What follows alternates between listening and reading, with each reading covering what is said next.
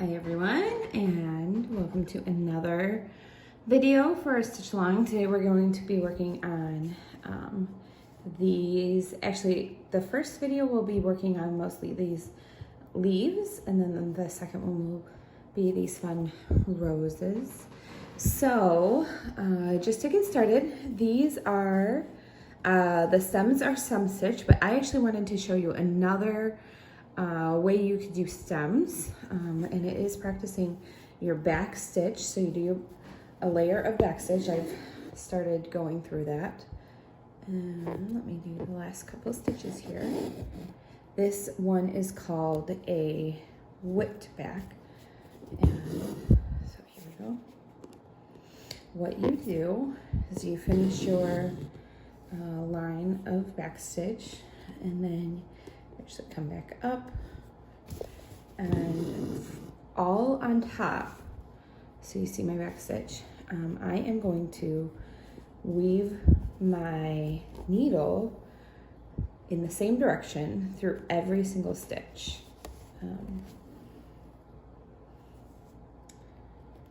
See if I can do this.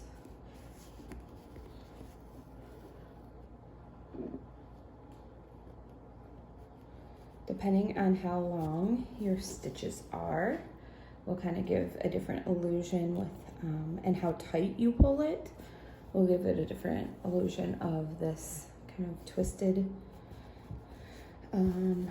stem. Have a little knot here. You know what? We're just going to keep going, but you can kind of see what that looks like. Here's the stem stitch, so it looks pretty similar, but it's just another way to kind of manipulate and do that. So anyways, sorry about this ugly knot, but we are gonna keep going. So I wanted to work on these leaves, and so I'm going to show you on my practice one first, and this is a lot bigger piece versus these smaller ones.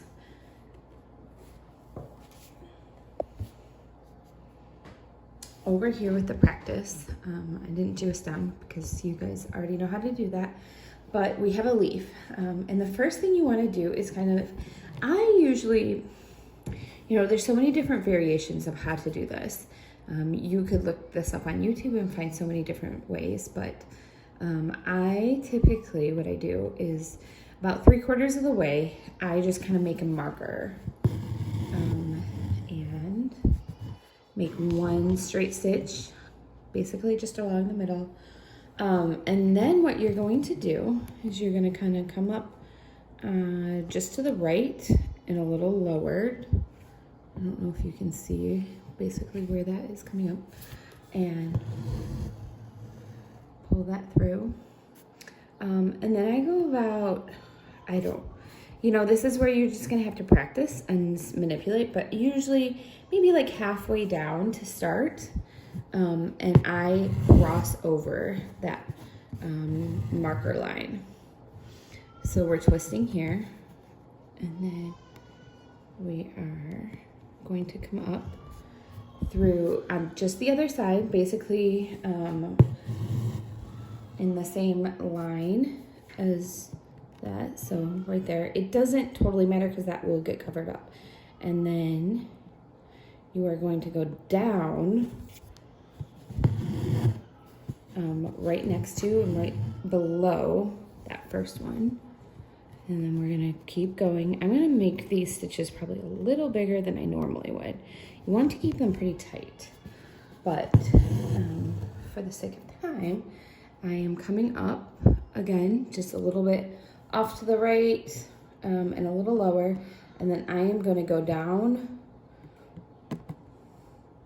below that first stitch,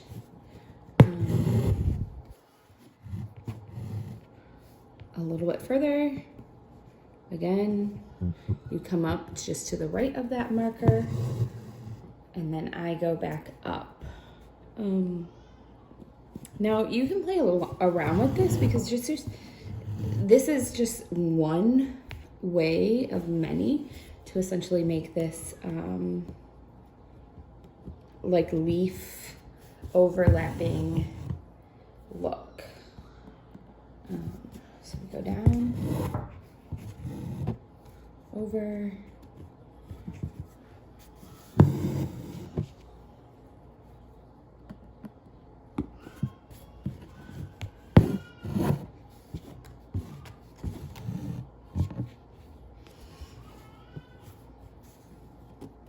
do a couple more.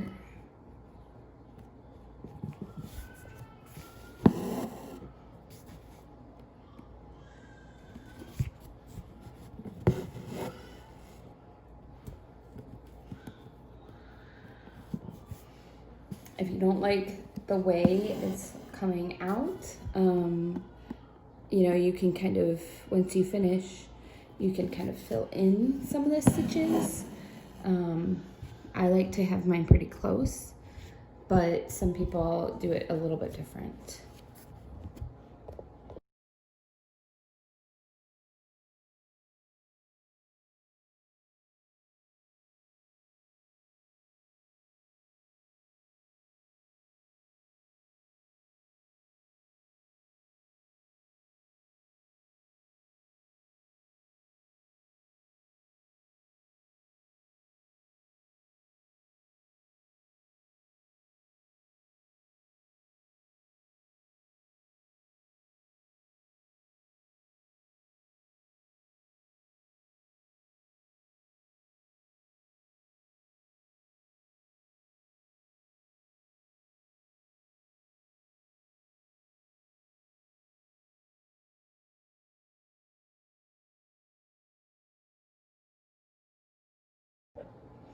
Okay, once I get close to the stem, I kind of change my, I just kind of round down the bottom a little bit more.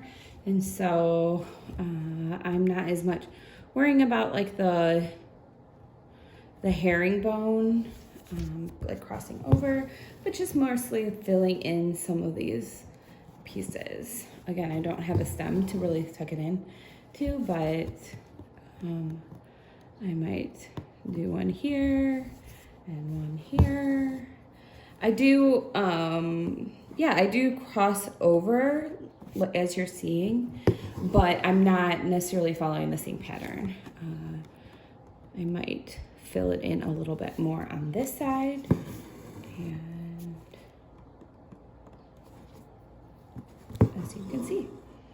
So we have this nice little thing. You know, the one thing I would say is not every leaf is the same, and neither are your embroidery leaves going to look similar, and that's okay. Like, you will start to figure out, this is one of the things, one of the ones having fewer threads. So we are using 3 or 4. You could also try with 2, but if you use 6, it just looks clunky in my opinion. But a lot of people do. It's kind of your own style. So going back to this one, ignore the knot at the bottom, but we are going to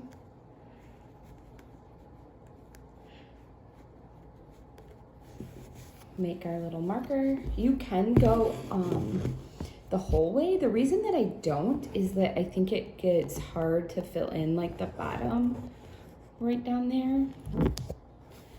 And then yeah, just one stitch at a time. I usually always just start to the right. That's just my habit. I'm sorry. It's a lot smaller of a leaf, but there are, what, 6 on this pattern? And so hopefully you will start to come up with your own way of doing this. Feel a little bit more comfortable. You can always add more leaves. And on your practice fabric, feel free to like make those markings so you can like follow along. Now, you can even tell on here, I'm not exactly following perfectly. I'm just kind of doing a little bit here and there.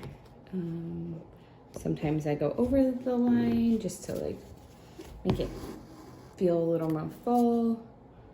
My leaf pattern things are not going to be perfect, but as you can see, yeah, we're starting to get that crossover look for the leaf. So hopefully here are the finished ones. Hopefully yours will look a little bit like that. Thanks.